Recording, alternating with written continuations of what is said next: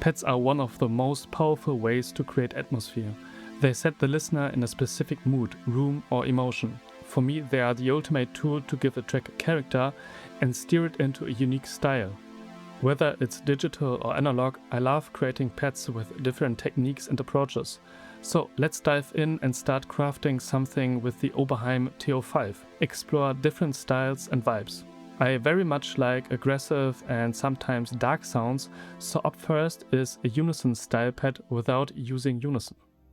The advantage here is that instead of just one note as in unison mode, we can actually play multiple notes while keeping the character intact. For both oscillators we use the pulse wave and heavily increase the detuning of oscillator 2 so that the waveforms slowly drift against each other. We close the filter cutoff to remove high, harsh overtones. To enhance the vintage character, we also turn up the vintage knob slightly. As modulation, we use LFO1 and route it to the pulse width.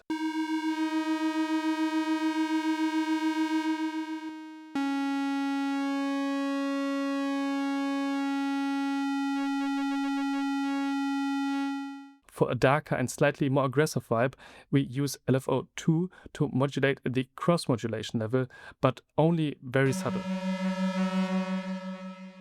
To widen the sound, we add the built-in chorus effect at a low rate. And here's how the pad sounds. First as single notes and then with an added octave for more expression.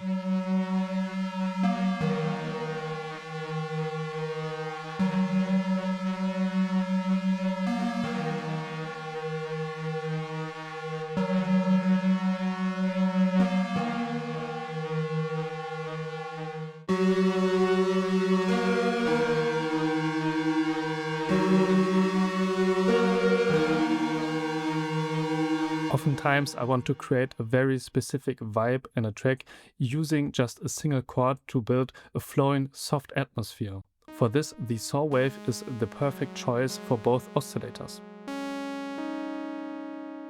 We slightly reduce the filter envelope amount because we don't want the pad to be too much in the foreground. Again, let's add a little more vintage flavor. To make the sound even fatter, we use some overdrive and once again apply the chorus effect to widen the stereo image.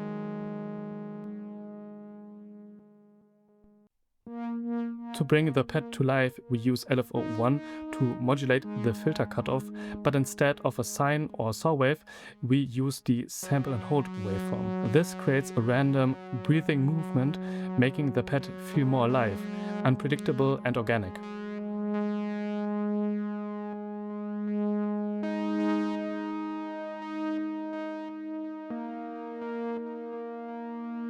As a second modulation source, we use the LFO to modulate the effect level.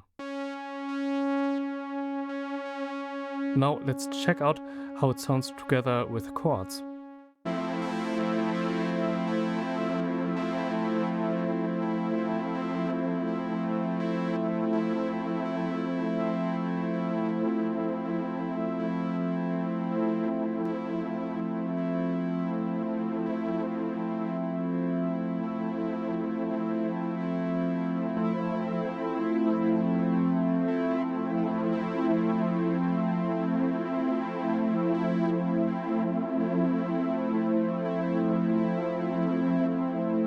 An extra step would be to use the notch filter.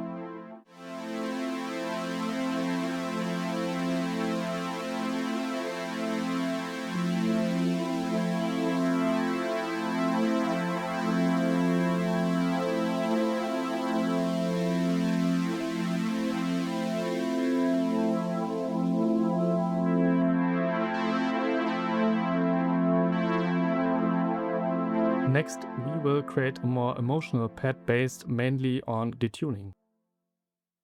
Oscillator 1 is using a saw and a pulse wave, while oscillator 2 uses only a quieter pulse wave with a bit of detuning. We apply a slow attack on both filters and slightly increase the vintage setting. LFO1 modulates the oscillator pitch, but very subtle, just to add a little drifting movement.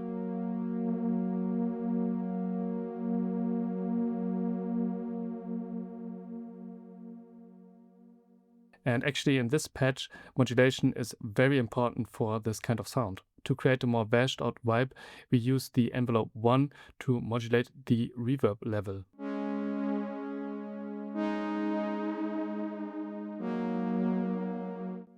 LFO2 modulates the pulse width.